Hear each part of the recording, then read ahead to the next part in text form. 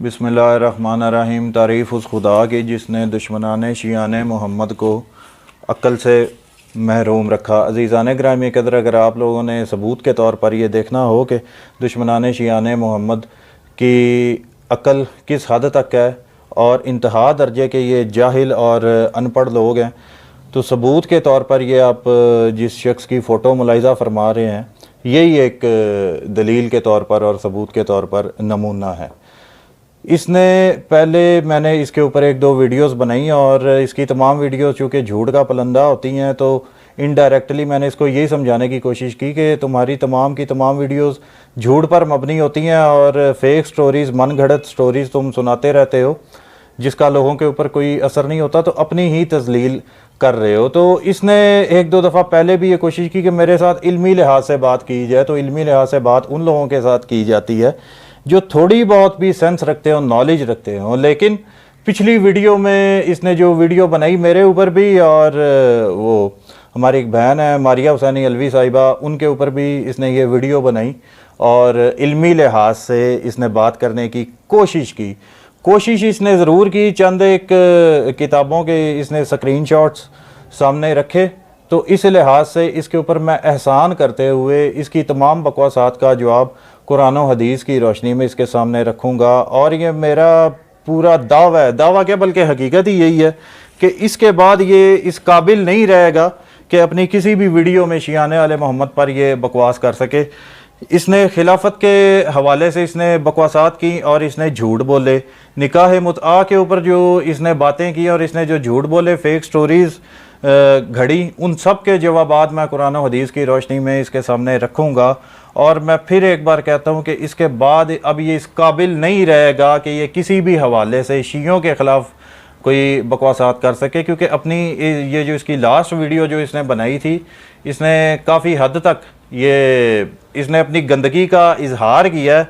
तो बहरहाल मैं इसकी हकीकत आपके सामने कुरान और हदीस की रोशनी से रखूँगा।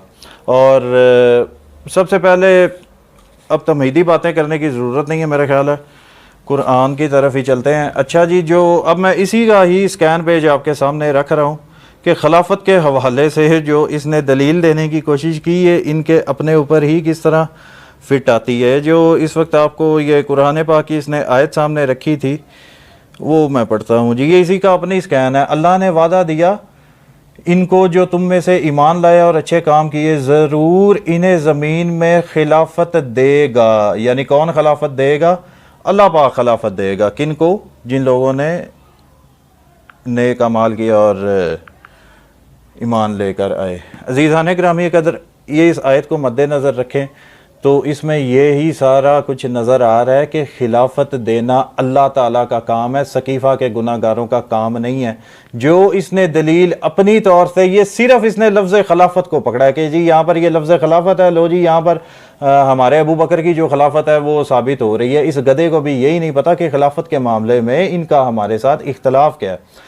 खिलाफत हो, इमामत हो, वो अहले बैत अलैहिस्सलाम का हक़ है और ये खिलाफत को लेकर जाते हैं अबू बकर की तरफ। और जो अबू बकर की खिलाफत के ऊपर ये लोग पेश करते हैं, अपनी दलील पेश करते हैं, वो दलील ही कुरान के सरासर खिलाफ जाती है। हमारा अक़ीदा नज़रिया ये है खिलाफत व इमामत के हक़दार फ़कत और फ़कत अली इब्न अबी तालिब अलैहिस्सलाम है। लेकिन ये अबू बकर की तरफ लेकर जाते हैं और जो ये दलीलें पेश करते हैं, इस जाहिल को अभी तक ये नहीं पता कि खिलाफत की इनके पास दलील क्या है, या इनके जो बड़े उलमा है वो दलील पेश क्या करते हैं। वो पेश करते हैं कि जी इजमा की, कि जी चंद लोगों का सकीफ़ा बनी सादा में अबू बकर की खिलाफत के ऊपर इजमा हुआ था।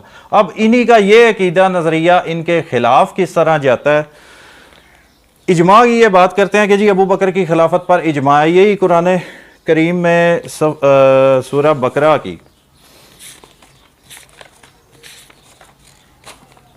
कुरान पाक में सूरह बकरा की आयत नंबर 30 है। अल्लाह ताला फरमाता है, व इज़ क़ाला रब्बुका लिल मलाइकाति इन्नी जाइलुन फिल अर्ज़ि खलीफत। और याद करो जब तुम्हारे रब ने फरिश्तों से फरमाया मैं ज़मीन पर अपना नायब बनाने वाला हूँ। यानी ये खलीफे का जो तर्जमा है वो यहाँ पर इन्होंने नाइब लिखा हुआ है। चलो बहरहाल ऊपर आयत तो मौजूद है। बोले कि क्या ऐसे को नायब करेगा जो उसमें फ़साद फैलाएगा और खून रेजियाँ करेगा, और हम तुझे सराहते हुए तेरी तस्बीह करते हैं।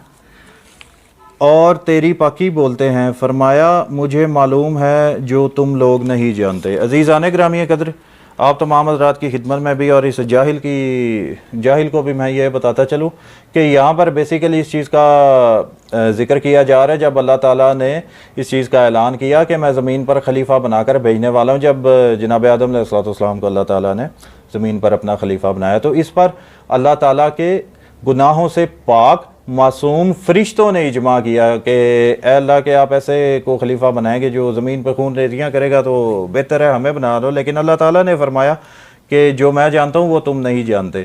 اس آیت میں جو اس نے پیش کی وہ اس کے اپنے عقیدے کے خلاف جا رہی ہے، اور یہاں پر اجماع جو یہ لوگ، اب اس جاہل کو سب سے پہلے تو میں یہ سمجھا دوں کہ جو آپ کے بڑے بزرگ بابے ہیں وہ اس چیز کا دعویٰ کرتے ہیں کہ جی اپنا ابو بکر کی خلافت پر اجماع ہے۔ اللہ تعالیٰ قرآن میں صاف واضح حکم فرما رہا ہے کہ خلیفہ بنانا میرا کام ہے، چاہے جتنے مرضی اجماع بناتے رہو وہ باطل ہیں۔ قرآن کی روح سے حضرت ابو بکر کی خلافت ہو رہی ہے باطل، یہ اللہ تعالیٰ کا کام ہے فرشتے یہ خلیفہ زمین پر بنانا یا ان خلیفاؤں کا اعلان کرنا اپنے انبیاء کے ذریعے، اپنے انبیاء کے تھرو۔ تو یہ اس جاہل کو ابھی تک یہی نہیں پتا کہ ان کی اپنی پیش کردہ دلیل ہی ان کے خلاف جا رہی ہے۔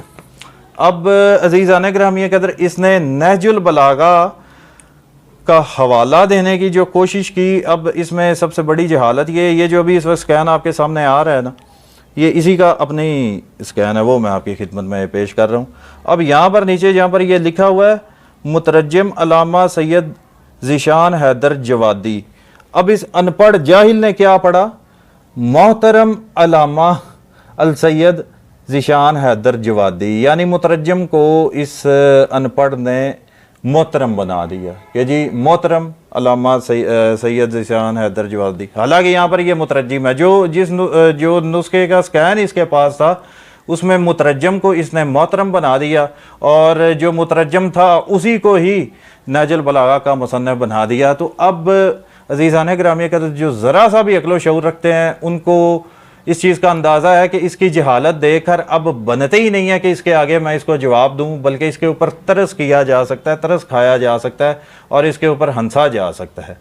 تو اس میں اس نے خطبہ جو تھا وہ مکتوب نمبر 6 پیش کرنے کی کوشش کی، یہ نہج البلاغہ ہے، اور اس کے جو مترجم ہیں وہ علامہ مفتی جعفر حسین صاحب۔ اگر اس کی طرح میں پڑھوں تو یہ بنتا ہے جی محترم علامہ مفتی جعفر حسین صاحب۔ اب سید رضی نے نہج البلاغہ لکھی اور بے شمار اس کے لوگوں نے ترجمہ کیا، شروحات اس کی لکھی۔ اس جاہل کو جو کتاب خیر اس نے کیا پکڑی تھی کہیں سے پتہ نہیں، اس نے کوئی بھیک مانگ کے سکرین شاٹ لیا ہے یا کسی کے ترلے کیے ہیں، وہ اللہ بہتر جانتا ہے، لیکن اس بندے کو ابھی تک یہی نہیں پتا کہ نہج البلاغہ لکھی کنہوں نے ہے، خطبات کنہوں نے جمع کی ہے۔ اچھا جی، اس میں مکتوب نمبر اس نے 6 پیش کیا تھا۔ یہ اب آپ حساب لگا لیں کہ اس قدر ان پڑھ جاہل ہو کر بھی اس کو مکتوب نمبر 6 کا کیسے پتہ چل گیا، یا اس کو یہ نہج البلاغہ کا کیسے پتہ چل گیا؟ تو ظاہری بات ہے اس کو کسی نے کوئی پٹی پڑھائی ہوگی۔ اب اس میں مکتوب نمبر 6 میں اس نے حضرت ابو بکر کی جو خلافت تھی وہ ثابت کرنے کی کوشش کی کہ مولا علی علیہ السلام ان کو خلیفہ مان رہے ہیں۔ اب اس کا جواب میں پہلے بھی کئی زیادہ ویڈیوز میں باقی کچھ پڑھے لکھے لوگوں کو دے چکا ہوں، لیکن یہ ان پڑھ ہے، اس کو میں پہلی دفعہ جواب دے رہا ہوں۔ اچھا جی، مکتوب نمبر 6 میں بیسیکلی یہ مکتوب لکھا تھا مولا علی علیہ السلام نے معاویہ ابن ابو سفیان کو، معاویہ ابن ابو سفیان کے نام خط: جن لوگوں نے ابو بکر، عمر اور عثمان کی بیعت کی انہوں نے میرے ہاتھ پر اسی اصول کے مطابق بیعت کی جس اصول پر وہ ان کی بیعت کر چکے تھے، اور اس کی بنا پر جو حاضر ہے پھر اسے نظر ثانی کا حق نہیں۔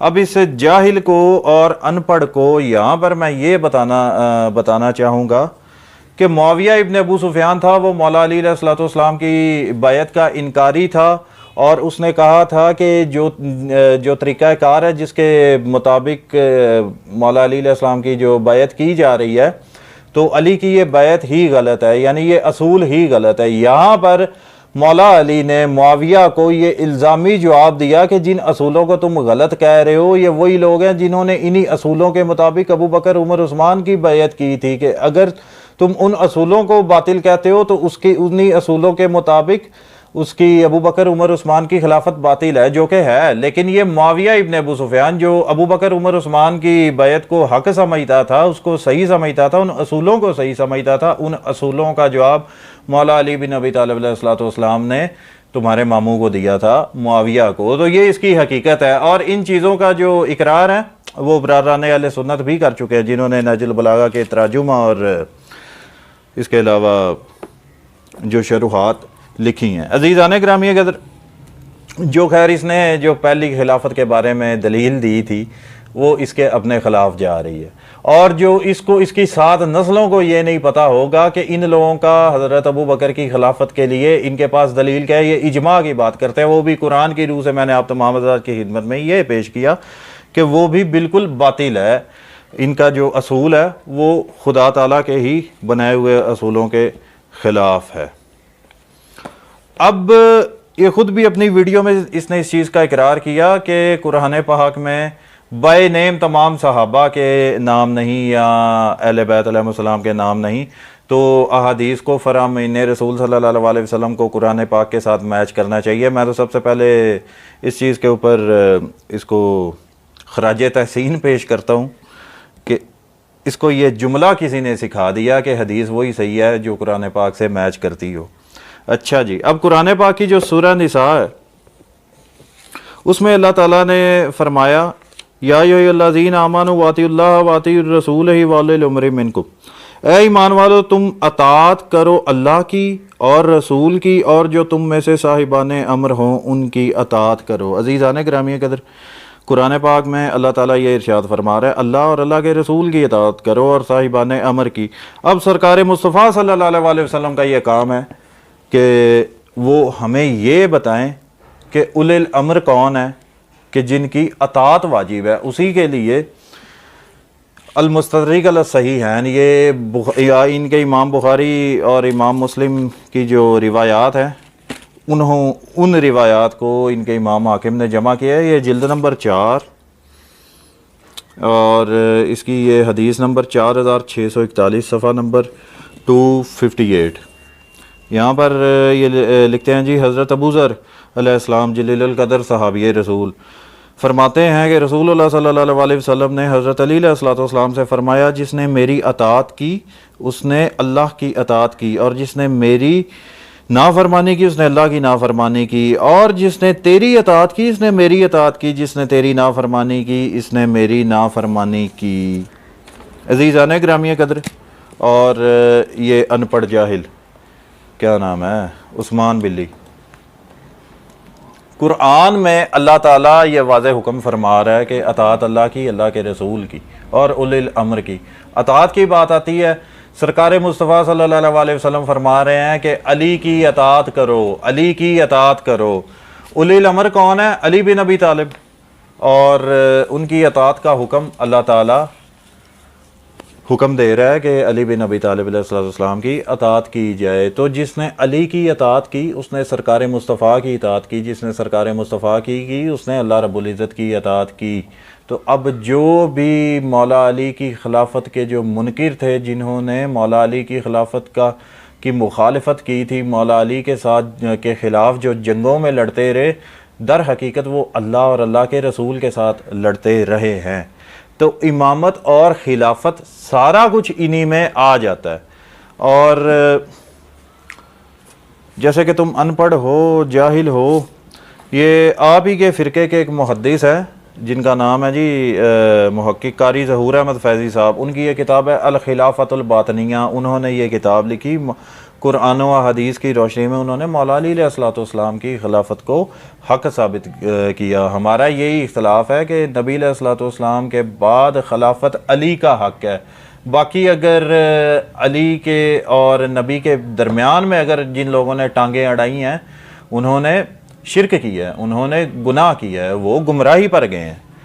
اب مولا علی کی خلافت کا انکار کرنا وہ کیا وہ دراصل وہ کیا کہلائے گا. یہ ڈاکٹر طاہر القادری صاحب کے السیف الجلی علی منکر ولایت علی، صفحہ نمبر 10.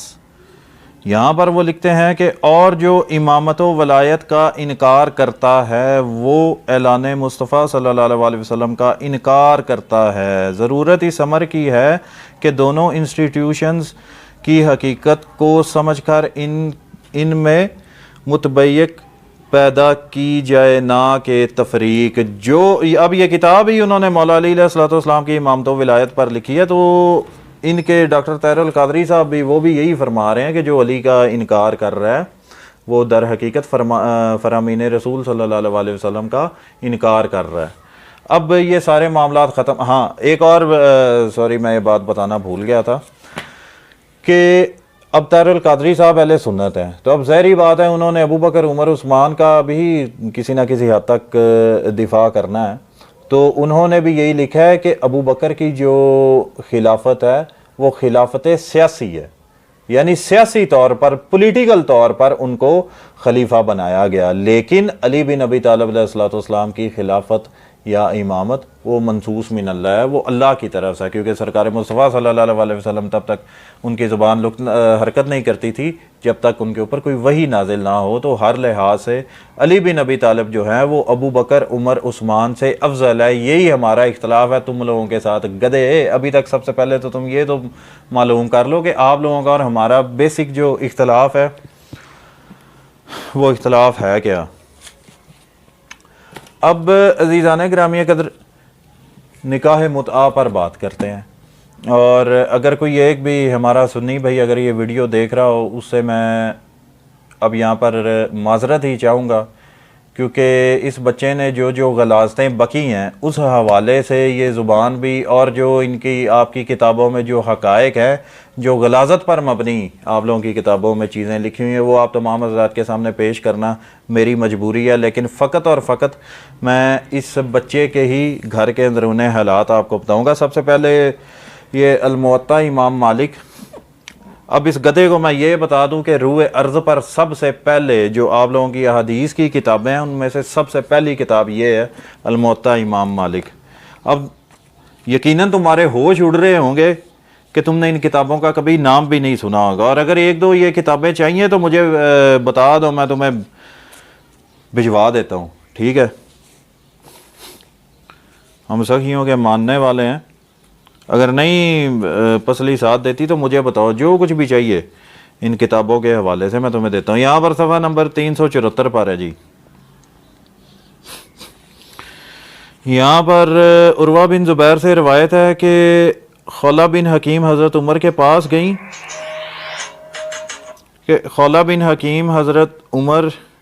پاس گئیں اور کہا کہ ربیہ بن امیہ نے متعہ کیا ہے، ایک عورت مولدہ ہے، وہ حاملہ ہے. ربیہ سے پس نکلے حضرت عمر گھبرا کر چادر کو گھسیٹتے ہوئے اور کہا کہ متعہ اگر میں پہلے اس کی ممانت کر چکا ہوتا تو ضرور اس کو رجم کرتا. یعنی متعہ پر پابندی لگانے والے کون تھے؟ حضرت عمر. اور یہ نبی علیہ الصلوۃ والسلام کے زمانے میں جاری تھا، وہ بھی میں آپ کو بتاتا ہوں. ٹھیک ہے جی. آگے مولدہ وہ عورت ہے جو عرب کے ملک میں پیدا ہوئی اور اس کے ماں باپ عرب نہ ہوں. متعہ کرنے پر بالاتفاق زنا کی حد لازم نہیں آتی. حضرت عمر نے ڈرانے کے واسطے سے کہا کہ لوگ متعہ سے باز ہے، یعنی متعہ کرنے پر زنا کی حد لازم نہیں آتی. عمر نے خود اپنے اجتہاد سے اس کو جو تھا وہ پابندی لگائی تھی اپنے دور حکومت میں. اب اس سے اوپر والی جو روایت ہے وہ یہاں پر آپ پڑھ لیں کہ جب عمر نے اس پر پابندی لگوائی تھی اس کے جواز کے قائل رہے جابر بن عبداللہ ابن مسعود اور ابو سعید اور معاویہ اور اسما بنت ابو بکر. یعنی حضرت ابو بکر کی جو بڑی بیٹی تھی اسما بنت ابو بکر، وہ متعہ کی قائل تھی. اگر متعہ زنا ہے تو مانو حضرت ابو بکر کی بیٹی معاذ اللہ کیا وہ زنا کرتی نہیں تھی، کیونکہ وہ تو متعہ کی قائل تھی. اور آگے بھی جلیل القدر اصحاب کا نام ہے کہ عمر کے پابندی لگانے کے بعد بھی وہ اس چیز پر قائل تھے. حضرت عمر نے اپنے دور حکومت میں پابندی لگوائی.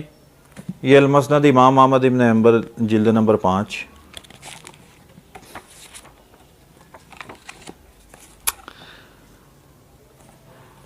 صفحہ نمبر اس کا جی ہے 67۔ حضرت ابو سعید سے مروی ہے کہ ہم لوگ نبی علیہ الصلوۃ والسلام کے دور باسعادت میں ایک کپڑا بھی متاع نکاح میں دے دیا کرتے تھے۔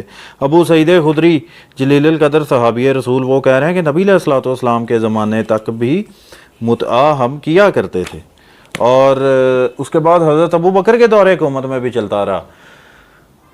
حضرت عمر نے اپنے دور حکومت میں آ کر لگوائی پابندی۔ پابندی کا مطلب یہ نہیں ہے کہ وہ اس کو ایک اسلام کا حصہ بنا دیا جائے۔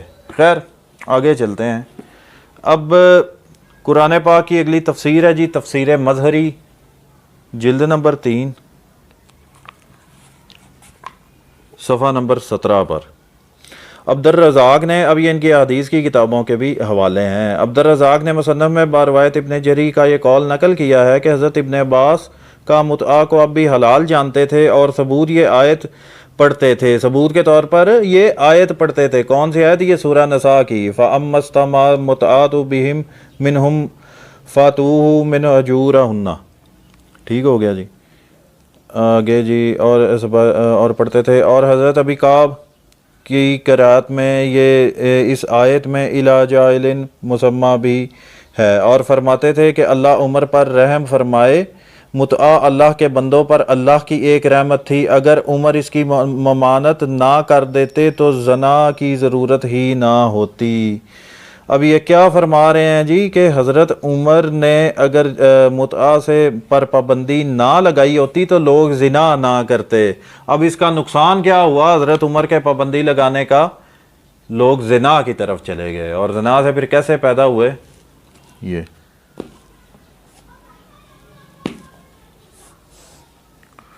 اب جی اگلا والا تفسیر در منصور، جلد اس کی 2، اور وہی سورہ نساء کی یہاں پر آیت کا تذکرہ ہو رہا ہے۔ امام عبد الرزاق اور ابن منظر نے اور طلحہ کے واسطے سے ابن عباس سے روایت کیا کہ اللہ تعالیٰ عمر پر رحم فرمائے، نکاح متعہ اللہ کی رحمت تھی جو اس نے امت محمدی پر کی، اگر عمر اس سے منع نہ کرتا تو کوئی بدبختی ہوتا، وہ زنا کرتا۔ عزیزان گرامی قدر یہ آگے بھی اسی چیز کو ریپیٹ کیا جا رہا ہے۔ بہرحال حضرت عمر کے زمانے میں اگر انہوں نے پابندی لگائی تھی، وہ اسلام کا حصہ نہیں تھا، بلکہ انہوں نے اسلام کی فرامین رسول کی، اللہ کی مخالفت کی، اور جلیل القدر صحابی رسول عبداللہ ابن عباس یہ کہہ رہے ہیں کہ اگر عمر پابندی نہ لگاتا تو زنا عام نہ ہوتا، اور اگر زنا عام نہ ہوتا تو اس جیسے پیدا نہ ہوتے۔ اب یہ سنن ابو داؤد ہے، اس کے اندر نکاح متعہ کے حوالے سے میں یہ حوالہ نہیں پیش کر رہا، وہ حوالہ اب یہ جو حوالہ میں پیش کر رہا ہوں، یہ جو عثمان بلی یا عثمان بالی ہے، ان کے گھر میں ان کے غیر محرم جو لوگ ہوتے ہیں وہ گھر میں کس طرح آتے ہیں، اور ان کے ہاں جو غلاظتیں بھری پڑی ہیں ان میں سے صرف ایک نمونے کے طور پر یہ میں آپ تمام حضرات کی خدمت میں پیش کر رہا ہوں۔ اگر کوئی بھی اور غیر شیعہ بھائی اگر سن رہا ہے تو میں پہلے بھی اس سے معذرت کر چکا ہوں۔ اچھا جی، ام المومنین حضرت عائشہ صدیقہ رضی اللہ تعالیٰ عنہ اپنی بھانجیوں اور اپنی بھتیجیوں کو حکم دیتی تھی کہ وہ اسے دودھ پلا دیں، جسے دیکھنے اور اس کے پاس جانے کو حضرت عائشہ پسند فرماتی تھیں۔ اگر وہ بڑا ہوتا تو اسے 5 بار دودھ پلایا جاتا، اگر وہ حضرت عائشہ کے پاس اس کے بعد آ جا سکتا تھا۔ اور ام سلمہ اور حضور اکرم صلی اللہ علیہ وسلم کی دیگر تمام ازواج مطہرات نے ان کا انکار کیا، وہ اپنے پاس اس کے رضاعت کا سبب لوگوں میں سے کسی کو داخل ہونے کی اجازت دیں، یہاں تک کہ وہ جھولے میں شیر خوار اور دودھ پی لے۔ اور انہوں نے حضرت عائشہ صدیقہ کو بتایا، باخدا ہم نہیں جانتے تھے کہ نبی کریم صلی اللہ علیہ وسلم کی جانب سے لوگوں نے صرف سالم کے لیے یہ رخصت کی ہو۔ عزیزان گرامی قدر، اب عثمان بلی کے اگر کوئی یہ چاہتا ہے کہ اس کا دوست یا کوئی بھی غیر محرم اس کے گھر آئے تو اس کے لیے یہ لازم ہے، اور یہ جو لوگ کرتے ہیں کہ اس کو اپنی بہن کے پستان سے 5 سے 10 قطرے دودھ کے پلاتے ہیں اور پھر ان کے گھر میں آمد و رفت ہوتی ہے، یہ ان کے عقیدے کی کتاب کہہ رہی ہے، اور کہتے ہیں کہ اس کا قرآن پاک میں بھی حکم آیا تھا۔ کون کہہ رہی ہیں؟ بی بی عائشہ، اور کتاب کن کی ہے؟ سنن ابو داؤد۔ اب میں پھر ایک بار یہ اس کو بتانا چاہتا ہوں کہ تمہارے عقیدے کے مطابق تم اگر چاہتے ہو کہ کوئی بھی شخص یا کوئی بھی تمہارا دوست تمہارے گھر آئے، بلکہ ایسا ہوتا ہے کہ تم لوگ اپنے عقیدوں کے مطابق اپنی بہن کے جوان بہن کے پستان سے اپنے دوستوں کو دودھ پلاتے ہو تب ان کا تمہارے گھر میں آنا جانا. عزیزان گرامی قدر، ابھی جب میں لائبریری سے اٹھا تو میرے ذہن میں ہی نہیں رہا، باہر نکل کے یاد آیا کہ جو اتنا بڑا سب سے بڑا حوالہ جو اس چیز کا ثبوت ہے کہ یہ عثمان بلی اس کو کیوں اتنا کیڑا تنگ کرتا ہے کہ بغض آل محمد علیہ السلام اور بغض شیعان آل محمد علیہ السلام میں جھوٹ بولتا رہتا ہے، بکواسات کرتا رہتا ہے. اس کی جو سب سے بڑی مین وجہ ہے وہ تو بتانی مجھے یاد ہی نہیں رہی. تو اچھا ہوا ابھی مجھے جلدی یاد آ گیا. تو یہاں پر کھلی فضا میں ہی میں نے سوچا کہ آپ کو اس کی حقیقت بتا سکوں. ان کے بہت بڑے محدث امام ہیں جی، ابراہیم بن محمد الجوینی الخراسانی. وہ اپنی کتاب فرائد السبتین میں امام شافعی کا صفحہ نمبر 101 پر قول نقل کرتے ہیں. وہ لکھتے ہیں جی کہ جب کسی محفل میں مولا علی کرم اللہ وجہ الکریم اور حضرت فاطمہ زکیہ السلام اللہ علیہ ان کے 2 بیٹوں کا تذکرہ کیا جاتا ہے تو بعض لوگ دوسروں کا ذکر چھیڑ دیتے ہیں، پس میں یقین کر لیتا ہوں کہ یہ بے شک رنڈی کی اولاد ہیں. رنڈی کی اولاد یعنی بدکار فحیشہ عورت کی اولاد ہیں. کون لوگ؟ یہ لوگ جن کو بار بار بلا وجہ فضول میں کیڑا تنگ کرتا ہے بغض آل محمد میں بھونکنے کا اور بغض شیعان آل محمد علیہ السلام میں بھونکنے کا. تو بیسیکلی عثمان بلی کا اپنا کوئی قصور نہیں ہے، اصل قصوروار اس کی والدہ محترمہ ہیں. ان کی یہ خطا ہے کہ جس کی وجہ سے بار بار اس کو اندر سے کوئی کیڑا تنگ کرتا ہے. تو بیسیکلی اس بچے کا اپنا کوئی قصور نہیں ہے. تو اچھا ہو گیا کہ مجھے باہر آ کے یہ جو مین جو حقیقت تھی وہ بتانی یاد رہی، کیونکہ آپ یہ کھلے فضا میں کھلے آسمان میں اس جیسوں کی حقیقتیں جب آپ لوگ سنتے ہیں یا جب میں بیان کرتا ہوں تو اس کا مزہ ہی ایک اپنا ہے. یہ جی ہمارے ہاں گندم کی جو بجائی ہے اب اس کی تیاریاں شروع ہو چکی ہیں. اس سے پہلے جو منجی کی فصل تھی یا چاول کی فصل تھی اس کی کٹائی ہو چکی ہے. تو اس کے بعد کا یہ جو نظارہ ہے یہ آپ خود بھی ملاحظہ فرما سکتے ہیں کہ کس طرح گندم کی بجائی کی شروعات ہوتی ہے. خیر وہ ایک معاملہ ہی علیحدہ ہے، لیکن بہرحال آپ لوگوں کو یہ موقع مل گیا کہ اس کھلے آسمان کے نیچے آپ اس بندے کی والدہ کی حقیقت اور اس کی پیدائش کی حقیقت ملاحظہ فرما سکیں. اب وما علینا الا البلاغ المبین.